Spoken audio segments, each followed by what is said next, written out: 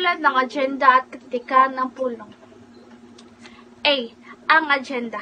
Ang kani-kaning agenda kay isang listahan ng mga bagay na kailangan pag-usapan o gawain like kanang pagpupulong, pagtitipon, nagbibigay sa dainisyan ng direksyon at organisasyon sa mga gawain.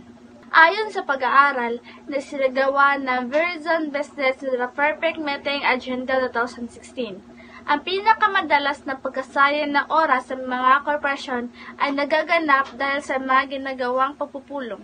Ayon din sa pag-aaral, kay nangyayari ito sapagkat ang pagpupulong kay di gani organisado at walang malinaw na layunin, kanandili sila preparado sa pagsasagawa ng pulong.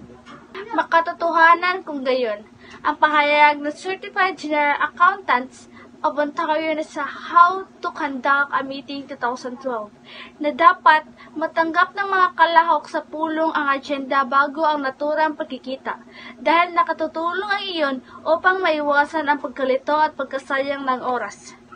Ang ganitong hakbangin ngayon ay makatutulong upang mapag-aralan ng mga kalahok ang mga datos at mga paksa sa talakayan at sila'y maging handa at magiging organisado sa pagpupulong. Hi Ron, I am Kristen May Perales at ngayon tatalakayin natin ang konsiderasyon sa pagdisenyo ng agenda sa artikulong How to Design an Agenda for an Effective Meeting. Una ay sa loobin ng kasamahan. Mahalagang pakinggan natin ang kanilang mga hinaing at kanilang mga saloobin. Dito makukonsidera ang kanilang mga hinaing at pangangailangan maaring hindi nabibigyang pansin ng namumuno sa grupo or organisasyon. So, kailangan natin pakinggan ang kanilang mga hinaing o mga opinyon ng bawat isa. At pangalawa naman ay paksang mahalaga sa buong grupo. Sa mga isasamang paksa sa agenda, makububuti kung mga ito ay paksang mahalaga sa buong grupo or organisasyon. Sa mga paksang nakalista sa agenda ay dapat direktang may kinalaman sa pakikibahagi ng mga kalahok. So, dapat ang mapag-usapan sa agenda or pagpupulong ay mahalaga o makabubuti sa buong grupo. At pangatlo ay istrukturang patanong ng paksa. Hindi karaniwan na ang mga paksa ng agenda ay nasa anyong patanong. Dapat walang masama kung ito ay nasa anyong pahayag. Ang isang tanong ay mas nakakapanghamon ng isipan. Dahil ang paksa ay nasa anyong patanong, so kinakailangan na mayroon din itong mga nakalaan na kasagutan. Pang-apat naman ay layunin ng bawat paksa. Upang maging mas maayos ang daloy ng pagpupulong, mahalagang matiyak ang layunin ng paksa. Dapat maging malinaw sa mga kalahok kung ano ang layunin ng bawat paksa. So, para maging mas maayos o nindot baga ang daloy ng pagpupulong, kailangan ang layunin ng paksa. For example, mayroon kang opinyon na dapat ay tiyak kung ano ang ibig sabihin o klaro ug unsay imong punto. Panglima naman ay oras na inilalaan sa bawat paksa. Mahalagang pagtuunan ito ng pansin dahil kadalasang may tinatalagang oras ang pagsasagawa ng pulong. For example, 30 minuto lamang ang nakalaan sa buong pagpupulong or agenda. So, kinakailangan masabi mo na lahat ang nais mong ipahayag or nais mong sabihin.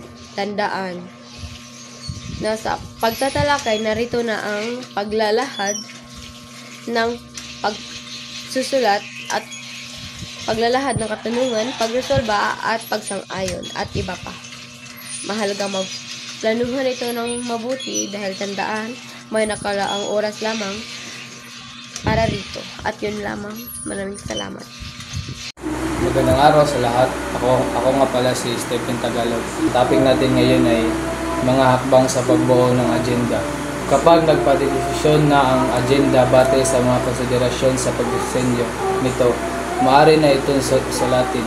Narito naman ang mga mungkahing hakbang sa pagsulat ng agenda para sa isang pagpupulong. Una, alamin ang layunin ng pagpupulong. Magagawa lamang ang isang akmang agenda kung malinaw sa gumagawa nito ang layunin ng pulong na gawain. So ang meaning ani niya kay before mo maghimog agenda para sa inyong meetingan kay dapat kahibaw mo og kanang paraasa ni siya like unsay layunin niya ba niya kanang og nganong ining gihimo nga kanang topic or agenda kay lain sa kayo og maghimo mo og agenda nga wala mo kabaw paraasa. Pangalawa, sulatin ang agenda o higit pang araw bago ang pagpupulong para mabigyan ng sapat na panahon para maipamahagi ang agenda. Dapat tapos at aprobado na ito ng pagtatawag ng pulong 3 araw bago ang pagpulong. So kani siya og kanang ang inyong agenda daw kay kailangan wala pa 3 days or kanang 3 days before pa mo mag-meeting kay dapat nakasuwat na mo og na kanang aprobahan na ni siya kay kanang og kanang nasuwatan na niyo og na-approve kay napa mo may oras nga kanang ma-share ninyo sa kanang mga modelo sa meeting niya kanang murag ma-ready sa sila daan ba og unsay buhaton. Pangatlo ay simulan sa mga simpleng detalye. Bago itala ang mga paksa, mahalagang ilahad ang mga impormasyon tulad ng petsa at oras ng pulong, lugar ng pulong at mga inaasahang kalahok. So panisiya dapat og magsuot mo og agenda kay unahon ninyo ang mga importante nga impormasyon like para ato ako na mention katong pizza asa ay pizza o kanos ani siya ninyo meetingan niya oras unsang orasa nga ang kanang lugar o asa ni dapat i-held nga meeting. Pang-apat, magtalaga lamang ng hindi higit sa 5 paksa para sa agenda.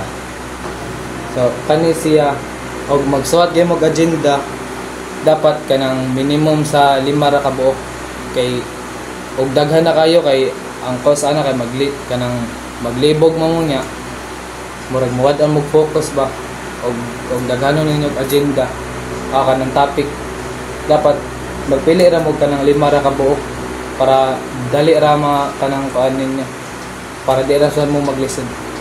Pang-5, ilagay ang nakalaang oras para sa bawat paksa ayon sa nakaplano.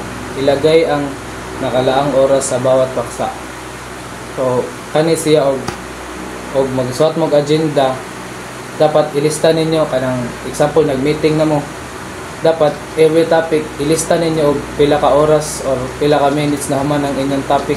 Dapat sundon gyud na inyo nga plano kay kuan man kanang para makibawasan mo og unsa ka dugay ang kuan kanang every topic nga inyong kanang meetingan. Pang-anim, isama ang ibang kakailangang impormasyon para sa pagpupulong. Kung may mga espesipikulong detalye, kailangang maisama ito sa agenda. So, kani siya kay og nay mga importante nga details kanang kailangan ninyo ilabot sa kuan inyong topic or inyong agenda ba. Pareha ato ka na mention katong example katong pizza o pareha sa to siya katong lugar, oras o asa dapit. D. Ang pulong. Mula sa isang maayos na agenda, maisasagawa naman ang isang maayos na pulong o meeting. Para masabing balido ang isang pulong, dapat na matupad ang mga sumusunod na kondisyon. A. Hakbang sa pagsasagawa ng pulong. Narito ang mga hakbang sa pagsasagawa ng isang pulong ayon kay Walsh 1995, batay sa kanyang aklat na The Meeting Manual. Pagbubukas ng pulong or opening the meeting. Opisyal na idideklara ng chairperson ang pagsisimula ng pagpupulong. Like, ang pagbubukas ng pulong gani kay tumutukoy sa paunang bahagi ng isang pulong kung saan nakatakda ang layunin, agenda at tunog. Example sa pagbubukas ng pulong. Welcome and introduction, pagsusuri sa agenda. paumanhin o apologies. Bago pa man ang pagsisimula ng pulong, kinukuha ng kalihim ang listahan ng mga nakadalo at hindi. Kanay inihayagan ni ng chairperson ang pangalan ng mga opisyal na pinadalhan ng pagbatid, ngunit hindi sila nakadalo sa pulong. Magandang araw sa inyong lahat at magandang araw na rin po sa inyo, binibining ninya. At ang talakayin ko po ngayon ay ang katitikan ng pulong. So, ang meaning sa katitikan ng pulong, babasahin ko lang ang pinakaunang sentence. Ang katitikan ay ang opisyal na record ng pulong ng isang organisasyon, korporasyon o asosyasyon. Ito ay tala ng mga pedesisyon at mga pahayag na verbatim na nagtatala ng mga nangyari o item ay may sapat na description upang madaling matukoy ang pinagmulan at ang mga naging konsiderasyon kaakibat ng tala. So in short, ang katitikan ay mga record niya siya, and then mga date sa mga pagpupulong or mga pagtitipon, date sa pagtitipon or mga pagpupulong, dere ibutang ang mga date, lugar, asa o unsa orasa. Then next, so ang mga sumusunod ay katitikan ng ng pulong ang sumusunod. Number 1 is ang motion na naitalang ngunit hindi sinugan. Number 2, ang motion para sa pagbabago na sinunugan ngunit hindi sinayunan. Number 3 is ang motion para sa pagbabago ngunit hindi pinayagan ng opisyal na tagapamahala. Number 4, bilang ng boto na sumang-ayon at di sumang-ayon sa isang motion. Ang pamamaraan ng pagboto ng pagkalahok. Number 5. Ang pamamaraan ng pagboto ng mga kalabok. Maliban kung hihilingin ng isang kalabok na itala ang paraan sa kanyang pagboto.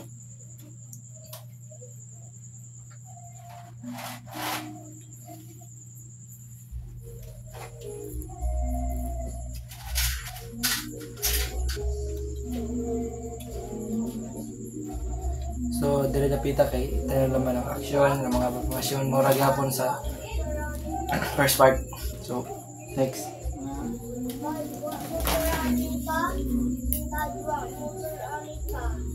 Next slide kay bagaman tila hindi mahalaga ang pagpapatala ng katitikan o ikukumpara sa mismong pagpupulong, ang katotohanan kung hindi ito gagawin ay malaking kawalan ng oras at resources.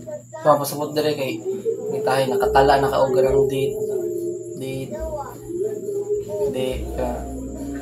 oras at petsa sa pagpupulong at lugar ay wala pa rin itong kwenta kung hindi ito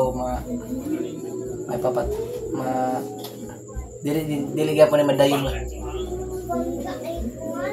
Ayon kay Sylvester noong 2015, kung hindi gagawin ang katitikan ng pulong, makikitang hindi pare-pareho ang recollection ng kalabok sa naganap. Maaari ring magkaiba-iba na sila ng ideya sa mga napagkasunduan. Nung pasabot ang nilapita kay kung dili gyapon buhaton ang katitikan ng pulong, wala gyapon kwenta. Hi, ako pala si Jerry Hermoso. Narito ang report. Mga dapat tandaan sa pagsulat ng katitikan.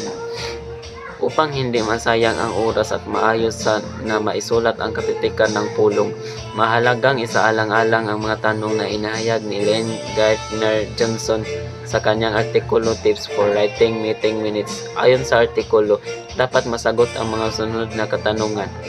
Narito ang mga katanungan. Kailan ang pagpupulong? Ang pagpupulong ay ginanap noong Agosto 1, 2025 sa ganap na ika-10 ng umaga hanggang 12 ng tanghali. Ikalawa, sino-sino ang mga dumalo? Dumalo sa pagpupulong ang mga sumusunod. Sila si J. Juan de la Cruz, Bibi Maria Santos, J. Jose Ramirez, Bibi Ana Lopez, G. Mark Reyes. Katlo, sino-sino ang mga hindi nakadalo? Ang mga hindi nakadalo ngunit naanyahan ay sina Bibi Lea Gomez, J. Pedro Villanueva. Ikaapat, ano-ano ang mga paksang tinalakay? Mga paksang tinalakay, pagpaplano ng darating na buwan ng seminar, pundo para sa bagong kagamitan ng opisina, ulat mula sa IT tungkol sa bagong system upgrade, pagbuo ng working committee para sa outreach program. Kalima, ano ang mga napapasyahan? Mga desisyon na gawa. Isasagawa ang mga seminar sa Agosto 2025.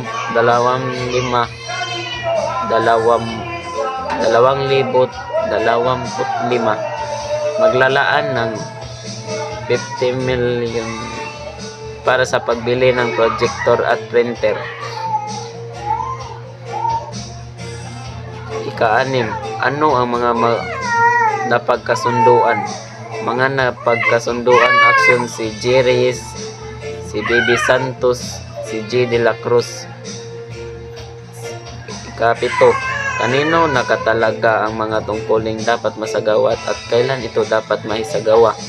Paglalaan ng responsibilidad si J. Reyes, si Bibi Santos, si de la Cruz. Ika-8, mayroon bang kasunod na kaugnay na pulong? Kung mayroon, kailan, saan, at bakit ito kailan? Oo, ang susunod na pulong ay tinitakda sa Agosto 18, 2025 sa Conference Room B upang i-finalize ang mga paghahanda para sa seminar. Panghuli, format ng katitikan ng pulong. Walang strand na format para sa pagsulat ng katitikan ng pulong, subalit mahalagang isama ang mga sumusunod na detalye. Petsa, oras at lokasyon ng pulong. Item sa agenda, desisyon, mga napagkasunduan, pangalan ng mga taong nagtaas ng motion at ang sumusog. Pangalan ng opisyal na tagapagmahala o chairperson at ang pangalan ng kalihim. Una, simulan natin sa petsa, oras at lokasyon ng pulong. Ito ay tumutukoy sa araw, oras at lugar kung kailan at saan ginaganap ang pulong. Pangalawa, item sa agenda. Ito ang mga paksa o usaping tatalakayin sa pulong. Pangatlo, ay desisyon. Ito ang mga resulta ng usapan o naging pasya sa bawat item ng agenda. Halimbawa, kung inapobrahan ba ang isang panukala. At ang pang-apat ay mga napagkasunduan. Ito ang mga kasunduang naabot ng grupo sa pulong. Maaaring tumutukoy sa mga plano o hakbang na gagawin pagkatapos ng pulong. Panglima, pangalan ng mga taong nagtaas ng motion at ang sumusog. Kapag may panukala o motion, mahalagang isulat kung sino ang mga nagmungkahi nito sa sino ang sumuporta o sumang-ayon sa mungkahi. At ang pang-anim, pangalan ng opisyal na tagapagmahala o chairperson. Ito ang namumuno o sa pulong. Siya ang nagpapanatili ng kaayusan at daloy ng usapan. At ang panghuli ay pangalan ng kalihim. Ito naman ang taong nagsusulat ng katitikan ng pulong. Siya ang nagtatala ng lahat ng pinag-usapan at napagkasunduan. At yun lang, salamat.